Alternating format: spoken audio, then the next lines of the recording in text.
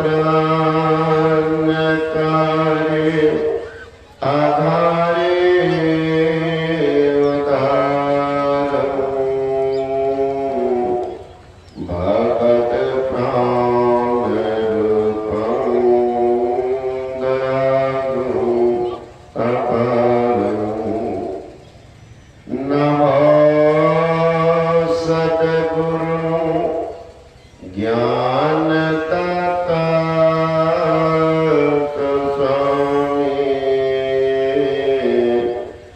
नमामि नमामि नमामि नमामि।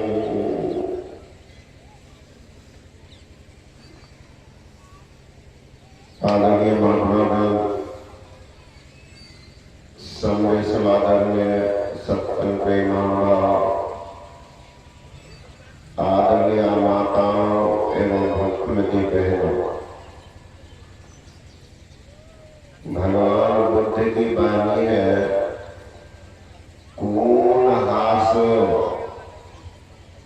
किमानंदो नित्यं पज्जन्ति सति अंधकारे न अनद्धा पदीपं न गमिष्यति।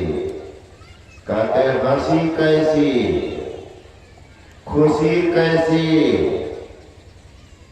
अरे अंधकार में पड़े हुए मानव प्रकाश की खोज क्यों नहीं करते।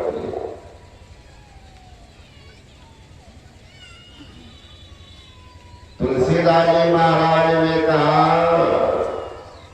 संसार में लोग एक दूसरे का कुशल समाचार पूछते हैं। पूछिए महाराज कोई मिलते हैं क्या हालचाल, बहुत बढ़िया। आज तक सुने कि कोई बोलते बोलते के बहुत खराब, आधा घंटा बाद धुआं निकलता है, तो पहले तो कहिएगा बहुत सोच पड़। संत कबीर ने कहा कुशल कुशल के पूछते जग में रहा न कोई, अचारा मुई न भय हुआ, कुशल कहाँ पे काले ठिके है तो डर भी है, मौत का डर है, बुढ़ापा का डर है। बहुत आदमी आते हैं हम लोग के पास, बाबा आशीर्वाद कियो बुढ़ापा में घसीट ले काटी, हमने कर बढ़िया कर कथे घसीट काटी दिन भर 6-5 करो अब बुढ़ापा में सोचबे के बाद छुट्टिए पार रहता है। सहरसा में महात्मा हुए थे तो गृहस्थ इंजीनियर थे, रामनंदन प्रसाद वर्मा, बहुत आप नाम सुने गए हो। उन्हीं के बेटा का जो प्रश्न पूछते गए सुनना। अब कोयला को पाउडर बना के रखते के डिब्बा, अब कोयला को हाथ पर ऐसे कैसे करता बोलते नहीं थे, उत्तर अपने निकलता। सात्विक परिवार संस्कार देखिए। आज इतिहास में अगर वे सन्यासी कपड़ा में होते, रामानंद बाबा सन्यास कपड़ा में होते तो दुनिया ऊपर में झंडा उतार जाता। गुरु पूर्णिमा के दिन कहते यात्रा में चलने के पहले कुछ खाना चाहिए। अब लोग खोजे कौन यात्रा कर रहा, यात्रा में चलने के लिए खाना चाहिए और किस पिए गए। गुरु पूर्णिमा मंच पर बैठे हैं, असली प्रार्थना की माइक लिए, माइक लेके बोलने लगे कि गुरु नाम है ज्ञान का, कोई झंझट नहीं, ओ झंझट नहीं। आज तो क्षमा में क्षमा, तो कल कौन क्षमा का बाबा भ्रमित। जब उनका कहना था सत्य ज्ञान जहां मिल जाए उन पर समर्पित हो जाए, कल्याण हो जाएगा। ठिकानाबाजी मत रखो। गुरु नाम है ज्ञान का, सीखने से ज्ञान बढ़ जाने बिना गुरु और शिष्य न कोई। आंख बंद करके अब लोग बोल बोलते और बोलेंगे बाबा बोलेंगे क्या? बाबा पाल मंच पर बैठे हैं, लोग सोच रहे हैं कि अब बोलेंगे अब बोलेंगे, अब क्या बोलेंगे? बोलने वाले को मंच पर ही शरीर त्याग।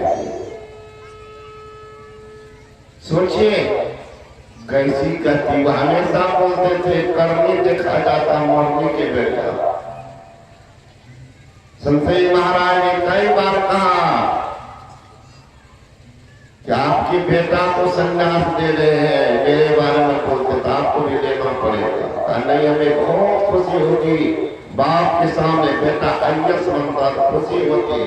लेकिन BSc MSc वही पढ़ाए थे, हम लोग परमात्मा के हिमालय बात थे। पुराने सत्संग जानते, हिमालय में रहते थे, गुफा में पत्ता खा के रह रहे थे। लेकिन मेरे देह पर अजगर सांप चढ़ गया, वही सुनाने के लिए आए थे गुरु महाराज। कभी भी जीवन में सोचे थे कि हम संतमत के प्रचार करेंगे। दिमाग में एक ही बात थी, भगवान बुद्ध के हजारों शिष्य आकाश मार्ग से चलते थे और सिद्धत्व को प्राप्त किए। उसे मात्र 4-5 आदमी सन्यासी लोग जानते, वो भी जो कर्मठ सत्संगी हो। महामूल कल्याण, सारी पुत्र, कश्यप, ये सब को लोग जानते। और भगवान बुद्ध के पुत्र तो 12 वर्ष में अरहत को मोक्ष को प्राप्त किए।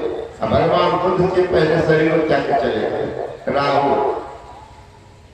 हमने राजा बहुत बिगड़ गए कि तुमने मेरे वंश को बर्बाद कर दिया।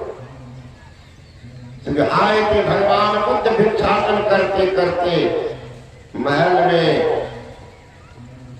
यशोधरा देखती है दूर से, छोटा सा बच्चा 5 साल का होगा, सुकुमार राजकुमार, तभी तुम्हारे पिता तो देखा नहीं तो जन्म के समय ही निकल गए। पहचान करा देते हैं, राजकुमार था, संस्कार तो था। जब पिता से अधिकार मांग लो कि तुम्हारा क्या अधिकार है? पिता की संपत्ति पर पुत्र का अधिकार होता है। जब तुम्हारे पिता तो सन्यासी है, क्या अधिकार देते? राजा शुद्धोधन महल में थे, नहीं पता चला। बच्चा दौड़ता आया, मां सिखा दिया, दौड़ता आया, यशोधरा महल से बाहर नहीं आया, दौड़ता गया और उनकी धोती को पकड़ के कहता है, पिताजी मुझे अधिकार दीजिए ना। एक बार बोला, नहीं देखे बुद्ध उनके तरफ। दूसरी बार फिर कहते हैं कि पिताजी मुझे अधिकार दीजिए ना। भगवान ने नहीं देखा। तीसरी बार कहते हैं, पिताजी आप अपना अधिकार दीजिए ना। भगवान को देखते हैं, सारी पुत्र को कहते हैं तो मुंडन कर, मुंडन करके सन्यासी का प्राप्त। राजा शुद्धोधन को जानकारी मिली, इतना डांटे हैं पुत्र को, पढ़िएगा जातक कथा। तुमने मेरे वंश को बर्बाद कर दिया, दीप जलाने वाला नहीं रहा। इनको क्या ज्ञान है? अबोध बच्चा को संन्यास देना एकाकी परंपरा। प्रतिज्ञा लो, आज से जो नादान बच्चा है उनको संन्यास नहीं देंगे। तो प्रतिज्ञा की है बुद्ध, तुमने मेरे कुल को बर्बाद कर दिया, कुल के मर्यादा को नहीं रखा। तब भगवान बुद्ध बोलते हैं, राजन मैं अपना कुल का ही मर्यादा करने बदल कर रहा, कर मेरे कुल का मर्यादा भीख मांगना कहना ही नहीं राजा, आपके कुल का मर्यादा मेरे कुल का मर्यादा। तुम्हारा कुल क्या है? अब मेरा कुल संन्यास का है, संन्यास में भिक्षा करना पाप नहीं है। आपका आपके कुल में मैं आपके कुल का नहीं रहा। अब वही साथ किए, छोटा बच्चा भी पढ़ा नहीं था, सारी पुत्र बड़े विद्वान थे, उनके साथ करते वो पढ़ाते भी थे, ध्यान करने के लिए बैठे। इतना संस्कारी लड़का, चलते थे भिक्षाटन के लिए। नेता ने बुद्ध का बेटा है तो यही रो शिविर में लाते हैं खा लेना, नहीं तुमको भी अपना मानना ही छोड़ेगा। बताओ सुकुमार लड़का कितना पैदल चलता, 2-4 डेग चले, वो लोग बड़े बड़े उम्र के लोग थे, साथ लिए जाते थे गाँव में भिक्षाटन के लिए। कि जाते जाते कोई झाड़ी है, कोई गाछ है ना, थक जाते तो छाया दे करके बैठ जाते ध्यान कर। जब लोग आगे बढ़ जाते दौड़ते हैं चारों तरफ तो देखते कि झाड़ी में बैठ करके ध्यान होता। वो लोग अगल बगल में बैठ जाते थे, इंतजार करते थे जब इनकी वृत्ति थी नीचे उतरती, ब्रह्मांड से पीने में आते, तब कहते चल दो, फिर साथ लेके जाता। अरहत को प्राप्त कर लिए थे, 16 वर्ष की उम्र में ही शरीर को त्याग दिए। राहुल, संस्कार मां के पेट में बनता है, गर्भ का 4था महीना जब चलता है तो पेट में जो बच्चा है सर्वप्रथम का कान खुलता है। दूसरा महीना के अंत में, अब तीसरा महीना के प्रथम सप्ताह में बच्चा क्या बनेगा उनका निर्णय होता है, लड़का की लड़की। दूसरा महीना के अंत में, अब तीसरा महीना के प्रथम सप्ताह में, अब चौथा महीना में बच्चा को ज्ञान होने लगता है, कान आवाज आने लगता, सुनता।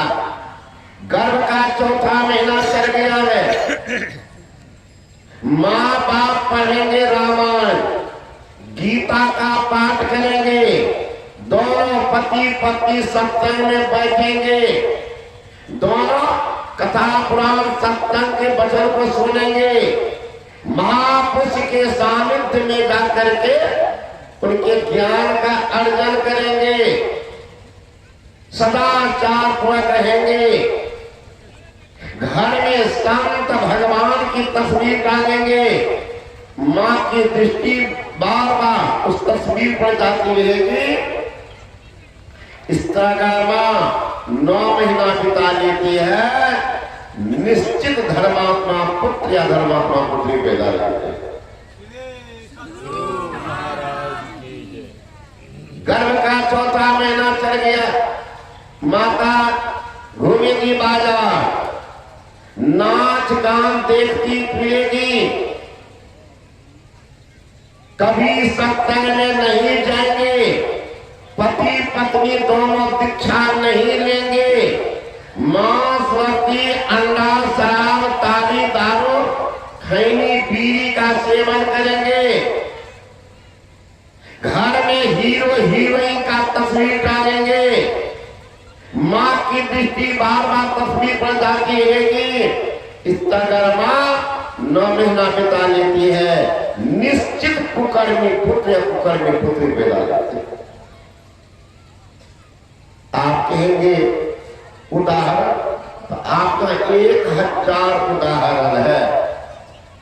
महाभारत काल के अर्जुन के पुत्र अभिमन्यु को कहाँ ज्ञान हुआ? मां के पेट में। पराशर ऋषि को कहाँ ज्ञान हुआ था? मां के पेट में। अष्टावक्र को कहाँ ज्ञान हुआ था? मां के पेट में। प्रहलाद को कहाँ ज्ञान हुआ था? मां के पेट में। ध्रुव को कहाँ ज्ञान हुआ था? मां के पेट में। हजारों उदाहरण है। सुभद्रा गर्भवती थी,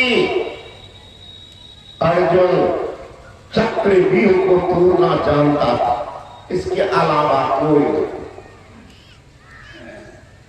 एक दिन सुभद्रा कहती है, पतिदेव वो कौरव दल के लोग हमेशा षड्यंत्र रचते रहते, हो न हो चक्रव्यूह की रचना गुरु द्रोणाचार्य करते और उसका भेदन छेदन तोड़ने की कला मात्र आप जानते हैं। कहीं उस दिन आपको सुदूर लेके चले जाए, चक्रव्यूह की रचना कर दे तो आपके सभी भाई आराम से मर जाते, कोई दिक्कत नहीं। इसलिए पतिदेव मुझे बतलाइए, मैं भी छत्रानी हूं, उस राजपुतानी खानदान के हूं, मुझमें भी वीरता है, धीरता है, गंभीरता है, पुरुषार्थ है, शरीर धरे नारी की है, लेकिन आपकी अर्धांगिनी बनने का सौभाग्य मिला, इसलिए मैं उस वीर की पत्नी भी हूं। इसलिए पत्नी मुझे बताइए, अगर आप नहीं होंगे तो मैं भी अस्त्र शस्त्र लेकर के जा सकते हो सम्रांगण में, छत्रानी हो छत्रानी, मुझे बताओ। वही अर्जुन बताने लग गए थे चक्रव्यूह को कैसे तोड़ा जाता है। और वहां में नियम तो ऐसा नहीं है कि आपके हाथ में डंडा पड़ से चला तो नहीं था। जो जिस कला में नियम उसे को महारथी कहते थे, जो सब कला में निपुण उसको रथी कहते थे। रथी महारथी में अंतर था। तो महारथी जो होते तो सब कला में निपुण, गदा की कला है, फरसा की कला है, बरछा की कला है, तीर की कला है, जो जिससे लड़े उसी से लड़ता था। सारी कला सिखा रहे हैं, इस गीत पर कौन होंगे, उस गीत पर कौन होंगे, किनसे कैसे लड़ना। सुभद्रा सुनती रही, 6 फाटक की बात सुनती रही। 7वां की बात जब अर्जुन कहने लगे कि 7वां को कैसे तोड़ा जाएगा, उसी से वो सुभद्रा सो गई। जब अर्जुन का कहना हो गया तो पूछते हैं कि सुभद्रा सो गई थी। देखिए महिला कहां फिर पड़ जाती, झूठ बोलती। एक झूठ के कारण अभागी वीर पुत्र को कहा, झूठ बोल दी। हाँ सुने हैं, सुनी नहीं थी। परिणाम अभिमन्यु को 6 फाटक का ज्ञान हुआ था। 7वां में बेचारा खोजते रह गया, तब तक सारा वीर मिल करके वहां भी मारा। वहां पर सब मिल गया। एक झूठ के कारण देखिए वीर पुत्र को गंवा। अगर बोल देती कि नहीं सो गई थी, नहीं सो पाया तो बता देते। अब देखिए ज्ञान का वशिष्ठ मुनि के 100 पुत्र को विश्वामित्र ने मार दिया। अब वशिष्ठ मुनि के बड़े पुत्र थे शक्ति मुनि, और शक्ति मुनि की पत्नी थी जाति से डोमी। हुआ कि वंश बर्बाद हो जाएगा, संस्कारहीन बच्चा जन्म लेगा। अब क्या, दिन रात रोती थी। लेकिन वशिष्ठ मुनि तो संत थे, और संत को कुछ लेना देना नहीं, जाति या पाती। उनको क्या लेना था? वो जानते हैं कि जाति पाति ये राजनीति की बात है। भगवान तो जाति पाति से ऊपर हो। अरे महाराज जाति पाति भगवान कर देते तो जिस धरती पर रह रहे हैं वो धरती भी अलग अलग बना देते। कौन मिट्टी पर रह रहे आप लोग?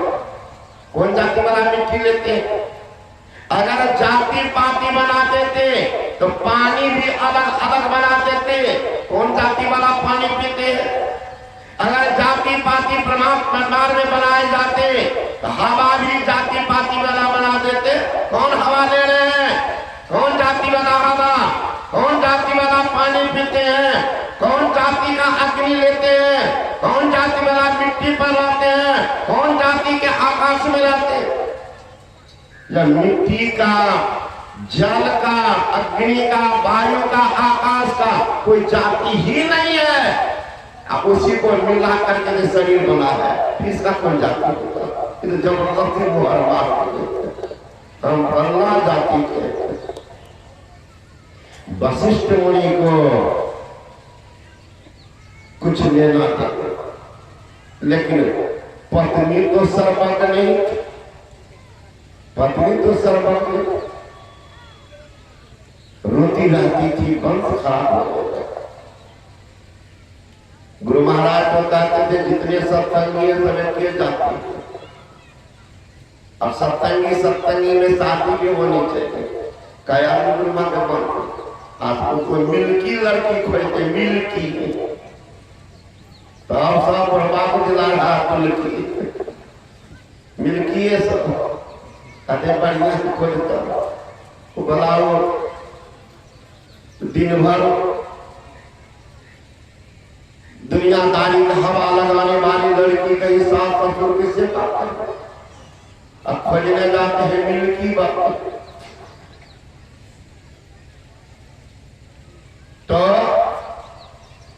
वशिष्ठ मुनि शांत थे, लेकिन अपने बेटा से कहते थे शक्ति बहू को सिर्फ सत्संग में बैठाए रखना जीवन।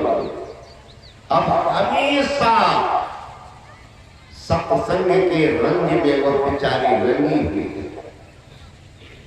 गर्भ था। उसी समय में विश्वामित्र ने 100 पुत्रों को मारा, उसमें वशिष्ठ के बड़े पुत्र भी थे। जार बेकार होती थी अरुंधति, हे परमात्मा कौन जन्म का पाप था, ये पापी के हाथ से तारे पुत्र मारा है, जिंदा कैसे होंगी? पृथ्वी पर लूट फूट पागल की नाती कर सकती। तो वही शक्ति मुनि की पत्नी जो जाति से डोमी थी वही आई है, अपने सास को लेती है, मानो एक बच्चे के गोद में सुला है और सास को रोती बिलखती, स्वयं रोती भी कहती माँ आप इस तरह से रोएगी? तीर आपकी जो पुतहू है, जिनके सिर पर साया उठ चुका है, जिनकी सिंदूर मिट चुकी है, जिनके साड़ी का रंग गुजर गया है, जिनके हाथ की मेहंदी छूट गई है, उनकी क्या दुर्दशा होगी माँ?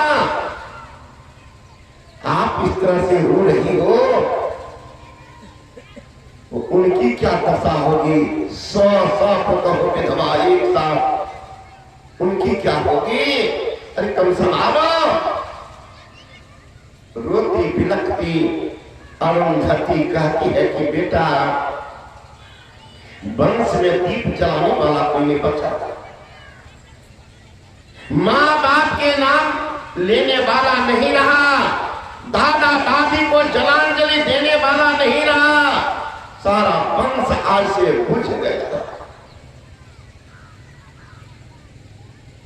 पुतहू कहती है नहीं मां, आपके वंश का दीपक आ रहा है, जिनका नाम संसार में फैलेगा और अपने माँ बाप के नाम को संसार में रोशनी करेगा, दादा दादी को जलांजलि देगा, अपनी कीर्ति ध्वजा संसार में फैलाएगा। कहा बेटा? आपका पोता मेरे पेट में है, वो निकलेगा सारी ज्ञान का भंडार लेकर आ रहा है, संसार में फैलाएगा। शांत रहो मां, कुल का दीपक नहीं बुझा है वो आ रहा है। दौड़ती गई अरुंधति वशिष्ठ मुनि से कहती है कि बच्चा को सुरक्षित ले जाओ, पुतहू को कहीं रखो। कहीं पापी विश्वामित्र को जानकारी मिली, कहीं अनागत पीढ़ी को न खत्म करते। वही वशिष्ठ मुनि चल रहे हैं जंगल झाड़ का रास्ता, अब पीछे देखते हैं वेद मंत्र का उच्चारण। वो भी कौन? जिस बच्चा के मुंह में दांत थे, तो संस्कृत का उच्चारण, लेकिन दांत नहीं के लिए तुतला करके बोल पोतली भाषा।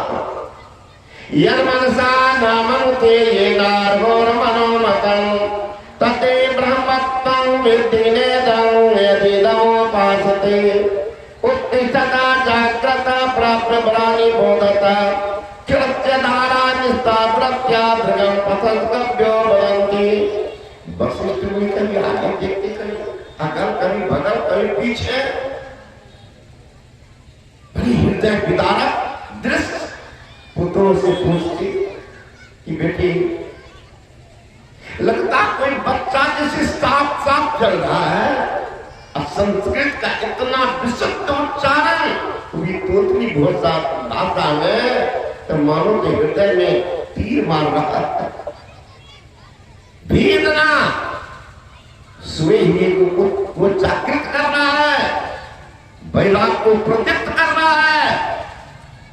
बच्चा पीछे पीछे चल रहा है, तुम भी सुनती हो का जीवा। बच्चा तो दिखाई नहीं पड़ता, कहाँ दिखाई नहीं पड़ता, कोई बच्चा तो है। कहाँ का आपका पोता मेरे पेट में है, वही से देखना पड़ रहा, वही जो निकला वही था पराशर ऋषि, वही पराशर ऋषि। अब पराशर के पुत्र है व्यासदेव, उन्हीं के पुत्र सुखदेव मुनि। कहाँ क्या हुआ? माँ के पेट में। हाँ तो 80 वर्ष के बुढ़ा बुढ़िया पूछे तो जान लो बाबा, कहाँ ले लो बाबा, आप कब लो चिता पर माँ बाप को पूछे दीक्षा ली है, नहीं लिया दल को बाबा बुढ़वा की कहल को कब दे लिया अपनी नहीं तक के बार जो अगले जन्म को दोनों साथ। लेकिन मरने के बाद देखिए कितना चालाक आदमी, मरेगा ना तो सारा बनाया चक से सोचेगा तोड़ देता, न मरने के बाद प्रश्न हो गया। जीवन भर तो सोचता खाया कुछ नहीं सही, मरने के बाद तुलसी के गाछ वो भी रहेगा, तुलसियों तो बजेगा। मरने के बाद प्रश्न होगा। सोचिए ज्ञान देखिए कहां। कोहल ऋषि थे और उनकी पत्नी सुजाता उत्तालक ऋषि की पुत्री है। उत्तालक बहुत बड़े संत, उन्हीं के दामाद कोहल, चुगनी की हम पढ़ते थे। इनकी कुशाग्र बुद्धि, मेधावी शक्ति देख करके व्याप्त हो गए। उत्तालक ऋषि ने अपने पुत्री से इनका शादी कर दिया। कोहल गर्भवती हुई, दिन रात वेद साथ अध्ययन मनन करने वाले जब आई है ससुराल, एक दिन कहोल ऋषि वेद मंत्र पढ़ रहे, अब पत्नी सुजाता आगे में बैठी हुई। जो ही वेद मंत्र में अशुद्धि हुई, पेटे से बच्चा बोलता है कि बाबूजी वेद मंत्र गलत पढ़ रहे थे, ठीक से पढ़ रहे, वो से उड़ गया बाहर। वेद्य से बेटे से सब वेद का बात करता, दोनों पति पत्नी हंसने लगे, फिर पढ़ने लगे, फिर गलती हो। इस बार बच्चा कहते हैं कि पिताजी सही बात कोई भी बताते, उसको सीखना चाहिए। अहंकार में हाथी नहीं बनना चाहिए, बचपा खा रहा। अरे बचपा भी सही बात क्यों धारण करेंगे? मैं कह रहा हूं वेद मंत्र अशुद्ध नहीं पढ़ना चाहिए। ये मानव की रचना वाला शब्द नहीं है, तो परमात्मा करते हैं धराधाम पर वो अदृश्य सत्ता से वो शब्द आया है, उसको गलत घास पात नहीं है। जैसे हिंदी का है थोड़ा मरोड़ करके पढ़ो ताकि जानेगा कि बाबा भी संस्कृत जानता अजानते था। इसलिए पिताजी वेद मंत्र गलत मत पढ़िए और पढ़िए जो पढ़ना पढ़िए, वेद मत पढ़िए। दोनों दंपति हंस दिए। तीसरी बार जो पढ़ने गलती तो बच्चा को क्रोध हो गया कि बाबूजी आप कौन है, मेरी बात पर ध्यान नहीं देते। और जो कभी कोई गलती नहीं करता उसे भगवान कहते हैं। गलती कर रहे हैं समझाने पर अपना सुधार करते हैं, उनको इंसान कहते हैं। गलती कर रहे हैं समझाने पर भी नहीं मानते हैं, उसी को शैतान कहते हैं। गलती पर गलती कर रहे हैं फिर भी छाती तान के चलते हैं, वही हमान कहलाते हैं या एक नंबर का बेईमान कहलाते हैं। कौन है आप? कौन सी को क्रोध हो गया, रे मूर्ख अभी तो बाहर निकला तो बाप जितना बकवास करता उल्टे रहा हो जाता। तो इस 7-8 अंग का टेढ़ा निकला, अट्टा वक्त बाप का सांप लगा। ज्ञान तो था। गए थे राजा जनक के दरबार में उनके पिता, वहां शास्त्रार्थ में हार गए। उस समय होता जल समाधि तो इनको ज्ञान हुआ। पूछिए माँ से पिताजी कहाँ है, जाते स्कूल तो बच्चे लोग कहते तुम्हारे पिताजी का, तो माँ बतलाती कि ऐसी ऐसी घटना घटी का बदला हम लेंगे। पहुंच के राजा जनक के दरबार में अष्टावक्र प्रवेश करेंगे तो रोक दिया दरबार का। क्या बात का? बच्चे का प्रवेश निषेध। द्वारपाला बच्चा किसको कहते हैं? ज्ञान से हीन को बच्चा कहते हैं। तुम्हें तो ज्ञान नहीं, मैं शास्त्र प्राप्त करने के लिए आया हूं। और उस राजा को भी ज्ञान नहीं। ज्ञानी शरीर देश दे करके ज्ञान कहते हैं। क्या महाराज? शरीर से ज्ञान नहीं, ज्ञान की परिभाषा अलग। राजा जनक सुन रहे, दरबार को कभी छोड़ गए पूछने के लिए। राजा ने प्रश्न किया, कौन जीव है तो सोए में भी आंख खुला रहता? बताओ। कहा मछली। सोए रहते लेकिन आंख उनकी खुली होती। इस तरह से कई प्रश्न किया है। राजा जनक हतप्रद होते। तब गए हैं फिर उनके पास शास्त्रार्थ करने के लिए। शास्त्रार्थ में हारा। जब हार गया का राजन जितने आपके राज दरबार में पुरोहित है सबको जल समाधि दीजिए। हैरत में पड़ गए। तब उन्हें कहा अब क्या करें? का पिताजी का बदला लेना।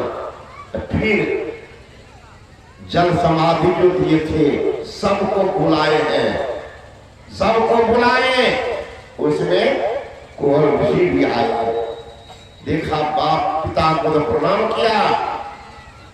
तब कहा बेटा मेरी ही गलती है, जिस ताप के कारण तुम ये 8 अंक के टेढ़ा हो गए। जाओ एक नदी है उसमें नहा लो, अंग सीधा हो। जो ही गए उस नदी में स्नान किए। अष्टावक्र सुंदर प्रतिजों का श्री सद्गुरु महाराज की जय। ज्ञान कहाँ हुआ? माँ के पेट में। तो मेरे कहने का मतलब है संस्कार बनता। आज तुम संस्कारहीन होते जा रहे हैं। माइये बाप को ज्ञान में बेटा कौन ज्ञान दे? कौन ज्ञान दे? पहले देखिएगा बूढ़ी पुराण छोटा छोटा बच्चा पता लाते को सिखाता। गुरु महाराज को प्रणाम करो, माँ को प्रणाम करो, गुरु को प्रणाम करो। देखिए पिता को प्रणाम करो, शुरू सीखते बढ़िया नाम है।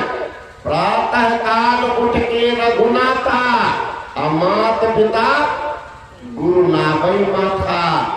प्रातः काल कहते थे माता पिता गुरु को प्रणाम करते। आजकल तो बाबा है पुराण मानिएगा, सुबह सुबह बेटा उठे तो पता उठे तो समझावे तो माँ को प्रणाम करो, दादी को प्रणाम करो है। उठते उठते तो मुंह कान साफ करते हैं, चाय पिलाते हैं, पीठ पर एक बोझा लाद देते हैं, दौड़ा देते हैं, दौड़ के जाओ। तो पहले तो गधा बनाते हैं, पहले सुबह स्कूलवा भेज रहे थे, कॉन्वेंट करते थे पहले। अरे अमेरिका का शब्द है, हमारा उठा के ले आइए यहाँ पर।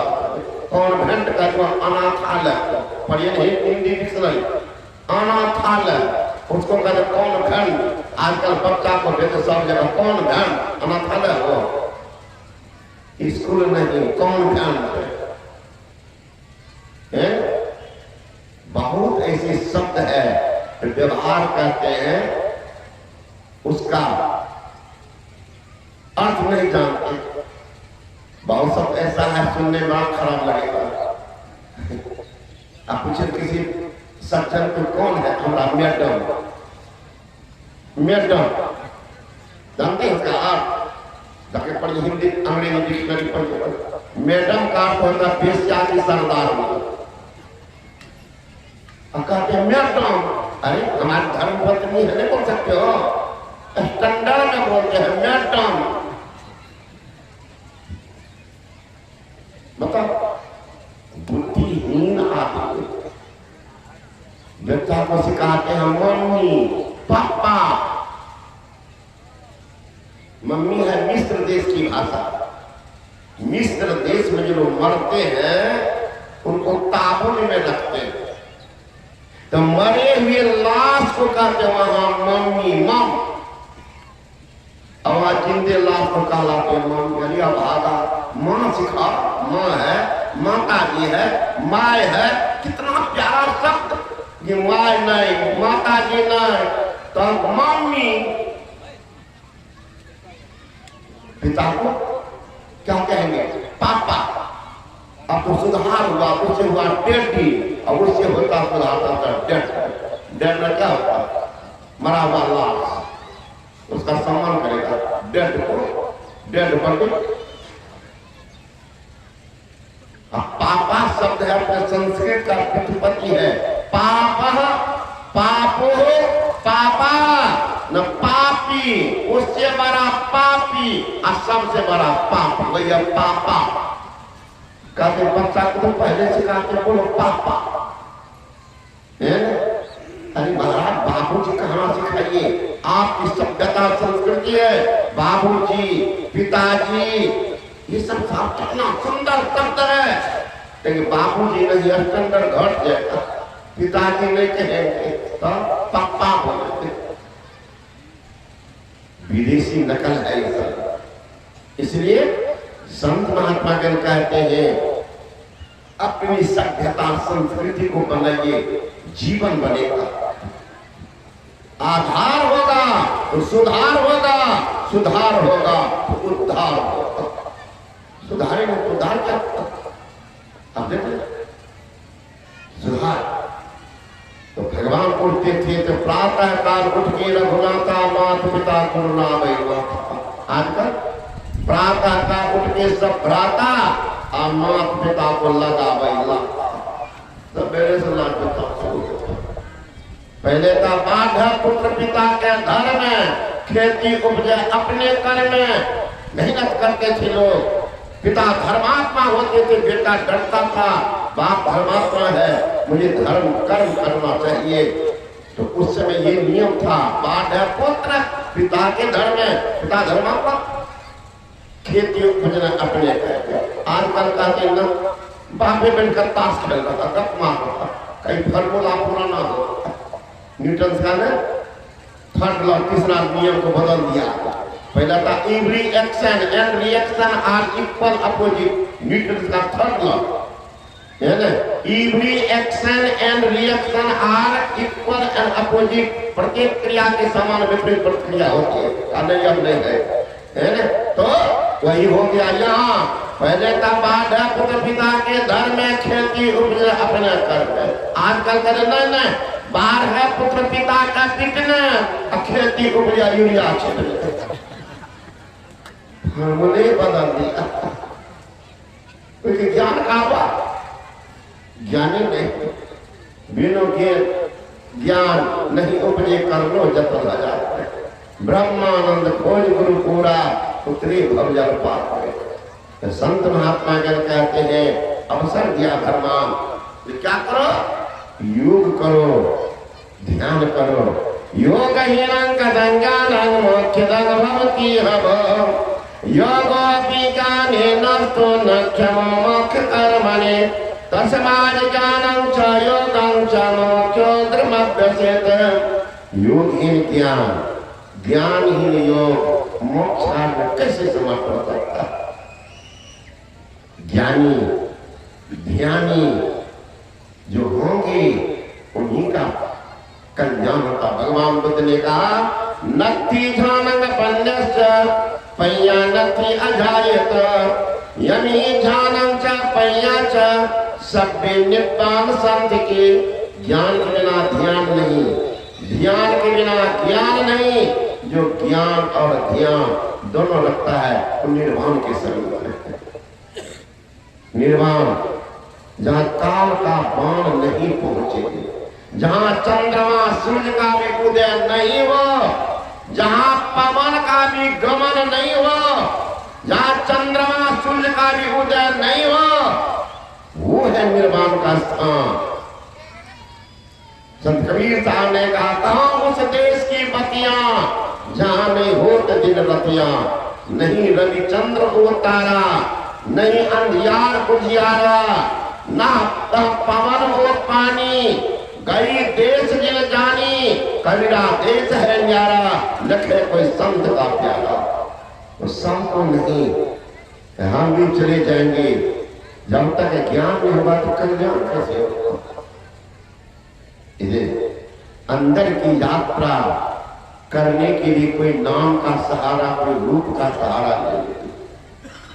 जो गुरु बतावे आस्था और विश्वास के साथ जब थोड़ी भी गड़बड़ी होगी, जीवन लीला से भी हाथ धोना पड़ जाता। बुरा बीमार पड़ गया, पत्नी दौड़ती गई डॉक्टर के पास। डॉक्टर साहब पति के बीमार, कितना उम्र है? रिटायर के 5-6 साल, 70 का हो। डॉक्टर दे दिया दवा, एक सुबह एक दोपहर एक शाम टेबलेट खिलाना। समझ गई? हाँ। का डॉक्टर साहब अपने से दैनिक काम भी नहीं कर पाते, समझो उम्र अधिक है, कमजोरी हो। डॉक्टर साहब ने बड़का एक बोतल ला विटामिन बी कॉम्प्लेक्स कहा ले जाओ, आयु को बढ़िया से हिला डोला करके तब बुढ़ा को पिला। समझ गई? अब बुढ़िया समझी नहीं। अब कितना छोटी सी बात, दवाई दिए हाथ में कि हिला डोला करके बुढ़ा को पिलाना। अब बुढ़िया समझ गई कि बुढ़वा को खूब हिलाएंगे तब दवाई पिलाएंगे। गई घर, बेटा को बुलाती रे बाबू, डॉक्टर साहब बोले हैं कि टैबलेट खिलाने के 10 मिनट के बाद बुढ़ा को हिला डोला के तब दवाई पिला तो जल्दी लाभ हो जाएगा। और दवाई टैबलेट दी 10 मिनट, एक बेटा हाथ पकड़ा, एक पैरा पर बात लगे हिलाने। बुढ़वा लगा चिल्लाने में, बाबू हर एक जोड़ जोड़ में और सहनीय दर्द है। कहा जो है बाबा थोड़ा सह लीजिए। लेकिन डॉक्टर बोले हिला करके पिलाएंगे, तो खूब नहीं हिलाएंगे ना तो पूरा शरीर में दबाने लगेगा। ऐसा हिलाया बुढ़वा राम नाम सत्य। अब बुढ़िया दवाई की बोतल लेकर के ठेपी से मुंह में दे पूरे तब तो सब दवाई बाहर। दौड़ती गई डॉक्टर साहब के पास। डॉक्टर साहब आप बोले थे ना कि हिला टोला के दवाई पिलाना, कहा अब जो हिलाई न खूब तो दवाई नहीं पी। हिलाई तो क्यों हिलाई? बुढ़ा को की दवाई को मैं बुढ़े को हिलाता। अब दवाई के साथ पहुंचा दो कम काम। अब एक ना समझी के कारण जीवने का आत्मा जीवने। इसलिए संत महात्मा जन कहते पहले संत हो जिस नाम का जप करने के लिए बताए, आस्था विश्वास से जपो और उसी नाम समय रूप का ध्यान करो। फिर महात्मा दोनों को छोड़ दो, बैठे रहो, आंख बंद रहेगी, ठीक दोनों आंख के बीच में अंधकार दिख रहे हैं। आंख बंद करके अंधकार दिखाई पड़ेगा, उस अंधकार को दीवार मानिए, चाहे ब्लैक बोर्ड मानिए, और उस ब्लैक बोर्ड दीवार के बीच में नाप लीजिए, खड़ी रेखा खींचिए, एक बड़ी रेखा खींचिए, दोनों रेखा कटेगा, उसी का कटान बिंदु नाम है, उसी को बिंदु ध्यान भी कहते हैं। उसी तरह से दोनों आंख के बीच सामने किसी योग गुरु से पूछ लो कहां पर कैसे देखे, ठीक सामने अगर दृष्टि जाकर के टिक जाए अंधकार मंडल पर, क्या होगा? All attention without any tension, typical meditation, चित्त वृत्ति का निरोध हो जाएगा, अंदर में प्रकाश, तो प्रकाश बुलाना नहीं पड़ेगा। गुरु महाराज जी कहते महर्षि में परम जी महाराज, आप ही वह बिंदु झलके पट गिरा निर्खत रहो, तुम देखते हो बिंदु अपने आप दिखाई पड़ेगा, आप ही वह बिंदु झलके पट गिरा निर्खत रहो, देखते रहो। लखत लखत लखी परे कटे जम फंद है, देखते जम का फंदा कट जाएगा। जम का फंदा क्या? कबीर साहब कहते हैं, एक तो अंधेरी कोठरी जाने दिया न बाती हो, अब बहिया पकड़ जब ले चले कोई संग न साथी हो।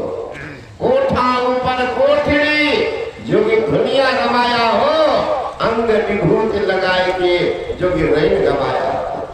गिरी पर्वत की माछरी भवसागर आया हो, कहे करीब धर्मदास से जब बंसी लगाया। कहाँ के निवासी हम थे, कहाँ आ गए? ए दूर के मुसाफिर, अरे धोखे तुम परे हो, अरे जाना दूर मंजिल है, अब तक ये खड़े हो, अरे जिस घर को घर समझकर सोते हो पाप पसारी, या घर किसी और का, ये दुनिया सराय सारी, किसी और के घर में ठहरे हो। तब गुरु महाराज जी कहते हैं, सुधी करो प्यारे हो आपन देश के, जहां कलेश कछु न है। इसका मतलब ये आपका देश में मन परदेसी भी यहाँ नहीं अपना कोई, ये भाड़ा के घर में रह रहे, किसी और के घर में चले, घर वाला निकालेगा। आज निकले के 10 दिन के बाद, अब निकालेगा तो छुट्टी नहीं देगा, सब भाड़ा वसूलेगा। कितना पानी का बिजली खर्च हो, सब लो, सब घर छोड़ो, सब कलाटा पर चढ़ कर वसूलेगा। ये सोच रहे कि मजा मार लिए निकल जाएंगे घर से, उन्हें होगा भाड़े के क्वार्टर को क्या तुम सजाए, एक दिन घर के मालिक निकाले, इसका किराया चुकाना पड़ेगा, अरे मन मुसाफिर निकलना पड़ेगा, काया कुटी को खाली करना पड़ेगा। अगर नहीं मानेंगे तो कहते हम नहीं ना माने, जमराज तुझे मनाएंगे, हम मार डंडा तुमको घर से निकालेंगे। सिपाही सब को देखिएगा, पहले भेजा वारंटी, अगर हो गए समर्पित, समर्पण कर दिए तब तो बचिएगा, नहीं तो घर द्वार तो सत्यानाश करेगा। कहीं पकड़ा गए तो चमड़ा से भेंट भी कराएगा, थाने में मार डंडा देखिएगा। पहले वहां जाना पड़ेगा, ऐसे मिल जाएगा। बहुत दिन तक नौकरी किया, रिटायर करने के बाद बाबा नहीं बने, ये राजेंद्र बाबा ये भी पकड़ता था, कहते थे देते रहिए बाबा कहीं कहीं डंडा। ऐसे देता था, अभी तो रास्तों में पकड़ के पैसा निकाल लेता था जेब में, ऐसा सिपाही। तो संत महात्मा कहते हैं उसी तरह से अगर आप अपना काम नहीं किए, जमराज के आने के पहले अपनी तैयारी कर लीजिए। काहे के परेशान करेगा, मुंह ताकते रह जाएगा, जमराज आप ही बढ़ जाएंगे। अरे एक्सप्रेस गाड़ी खुली है और उससे पहले 3 स्टेशन पहले पर माल गाड़ी गई है, घाट गाड़ी। क्या होगा, ये गाड़ी खुली है, सीधे कहीं पर उनको ब्रेक कर देंगे और एक्सप्रेस को निकाल मालगाड़ी। उसी तरह से जोगी पुरुष जो होते हैं उनकी गति इतनी तेज कि जमराज की गति ही न पहुंच पाते, झकमार करके रह जाते हैं, इधरे रह जाते हैं, वो आगे बढ़ ही नहीं पाएंगे। वो तेज गति से जोगी निकल जाते हैं, वे जमराज के मुंह में नहीं जाते हैं बल्कि जमराज के मस्तक पर मार देकर निकल जाते हैं। वो क्या निकालेगा, जमराज क्या पकड़ेगा। सतगुरु की सेवा करे, पावे परमाना हो, कहे कभी धर्मदास के काल डरा, काल डर ऐसे भक्त। इसलिए संत महात्मा कहते हैं कीमती जिंदगी है, बर्बाद मत करो।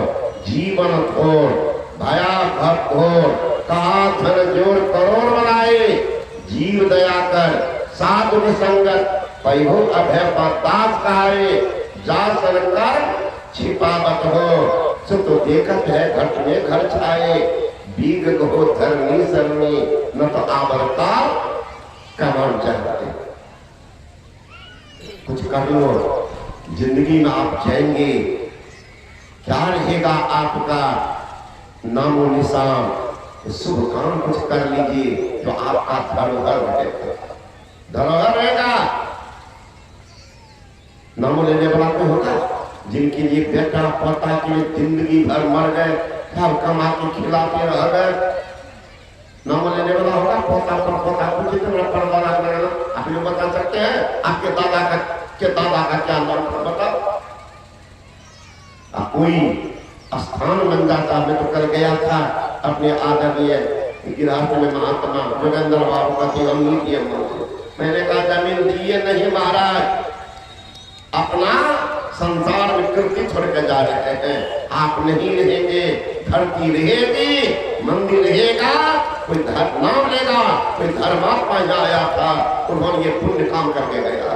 कमाते तो सब है, सब गमा दिया, गोबर में घी मिला पति कर पढ़े लिए बाबा कोटा, तो कोटा में तो सब ज्ञान करा मोटा। तोरा के मिलना, तोरा के मिलना से बताओ तो कुछ धर्म कर्म कहीं है, मंदिर में, धर्मशाला में, कोई पोखर में कहीं नाम है। इसलिए याद कीजिए कौन काम करके जा रहे संसार। कबीरा जब गम पैदा लिए जग हंसी हम रोए, अरे ऐसी करनी कर चलो हम हंसे जग रोए। आपके नाम के लिए लोग पश्चाताप करे कि फलाना भक्त ये भगवान संसार से ऐसा काम कर लीजिए, है ना, ऐसा काम कर लीजिए, जीव का कल्याण करके जाइए, आपका भी कल्याण होगा, समय का भी होगा। इसलिए मैं अपने